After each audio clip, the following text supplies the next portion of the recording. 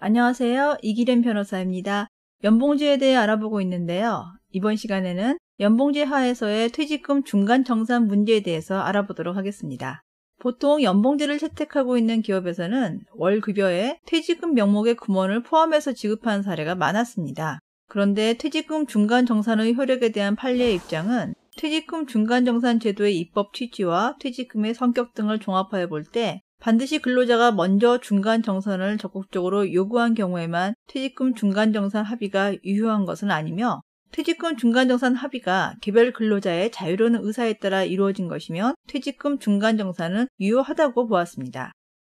또한 판례는 종전 근로기준법 관련 규정에 의하면 퇴직금 중간 정산은 근로자가 기왕의 계속 근로기간 전부 또는 일부에 대하여 퇴직금 중간 정산을 요구하고 사용자가 그 요구 기간에 대한 중간 정산을 승낙함으로써 성립하는 것이고, 이때 사용자는 근로자의 요구 기간 중 일부 기간에 대하여만 일방적으로 중간 정산을 실행함으로써 그 합의를 확정지을 수 없지만, 사용자의 일부 기간에 대한 중간 정산 실행이 민법상의 변경을 가한 승낙으로서 새로운 청약에 해당하고 근로자가 그 중간정산 퇴직금을 아무런 이의 없이 수령함으로써 이에 동의한 것으로 볼 수 있는 경우에는 그 중간정산이 실행된 일부 기간의 범위 내에서 중간정산이 성립된다고 하면서, 사용자의 일부 기간에 대한 중간정산 실행이 민법 제534조에 의한 변경을 가한 승낙으로서 새로운 청약에 해당하고 근로자가 그 중간정산 퇴직금을 아무런 이의 없이 수령함으로써 이에 동의한 것으로 볼 수 있는 경우에는 실행된 일부 기간의 범위 내에서 중간정산이 성립되었다고 판시하여 퇴직금 중간정산이 사용자와 근로자와 합의에 토대를 둔다는 원칙적인 입장을 취하고 있습니다.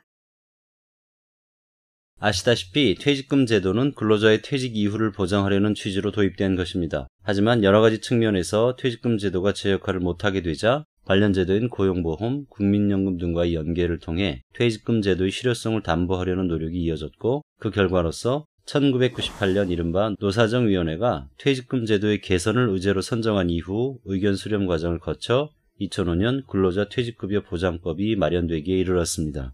한편 1997년경 근로기준법은 그동안 해석에 맡겨져 왔던 퇴직금 정산 제도를 법령에 명시적으로 규정하였는데요. 위 조항은 앞에서 설명한 것처럼 2005년 마련된 근로자 퇴직급여 보장법으로 자리를 옮겨 규정되게 되었는데, 최근 중간정산 사유를 제한하는 개정이 있었다는 것이고, 여기서 살펴볼 연봉제와도 관계가 있습니다. 네, 이와 같이 간략하게 퇴직금 제도와 관련된 근로기준 법령과 관련 법령의 변천을 알아보았는데요. 최근 근로자 퇴직급여 보장법은 퇴직금 중간 정산과 관련하여 적지 않은 변화를 두었습니다.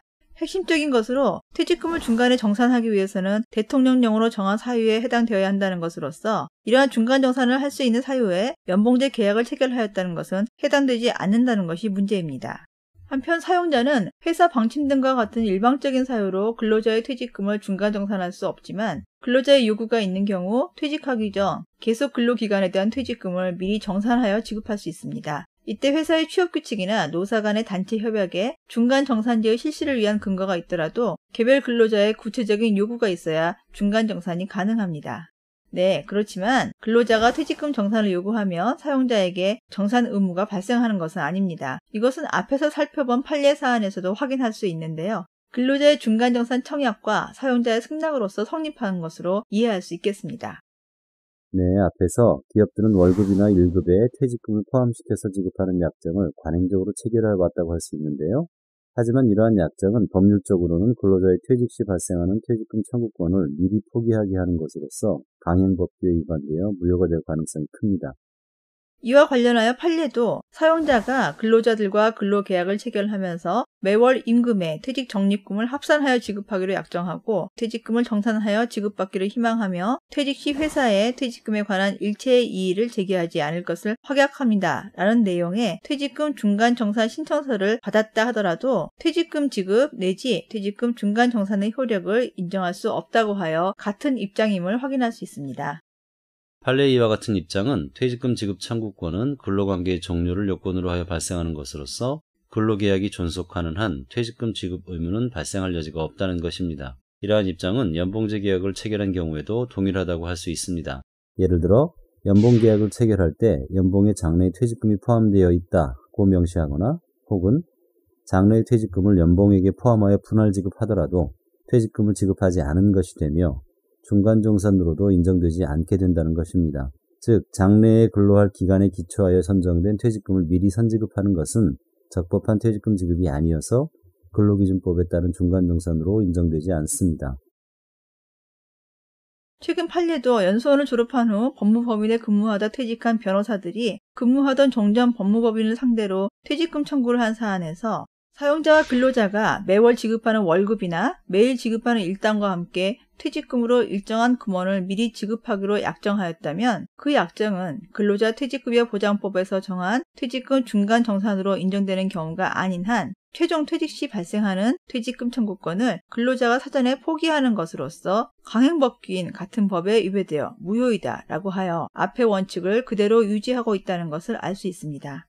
한편 이 사안에서 소송 당사자였던 법무법인은 총액 연봉제 약정에 따라 퇴직금이 포함되어 있었고 따라서 이미 퇴직금을 수령하였으므로 이중 청구에 해당한다고 주장하였지만 법원은 실질적인 퇴직금 분할 약정이 존재했다고 인정할 증거가 없다는 이유로 법무법인의 주장을 배척하였습니다.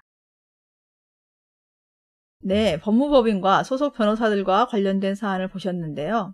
이 사안에서는 앞의 쟁점 외에도 법무법인 소속 변호사들이 근로자에 해당하는지 여부를 판단하는 기준이 무엇인지, 퇴직금 분할 약정의 효력과 지급받은 금원이 임금도 퇴직금도 아닌 경우 그 금원을 부당이득으로 반환해야 하는지 등이 문제되었습니다. 이 중에서 퇴직금 명목으로 지급된 금원을 부당이득으로 반환해야 하는지에 대한 쟁점은 별도의 과정을 통해 상세히 살펴볼 것입니다. 이와 같이 퇴직금 중간정산은 연봉제 계약을 체결한 근로자들에 대해서도 일정한 예외를 제외하고는 원칙적으로 인정되지 않게 되었다는 점을 살펴보았습니다. 그동안 관행적으로 기업들에서 운영되어 왔던 퇴직금 중간정산이 이제는 대폭 축소가 불가피한 상황이 되었고 특히 연봉제와 관련하여서도 퇴직금과 각종 수당 회피 수단으로 인식되어 왔던 것을 바꾸는 계기가 될 것으로 전망합니다.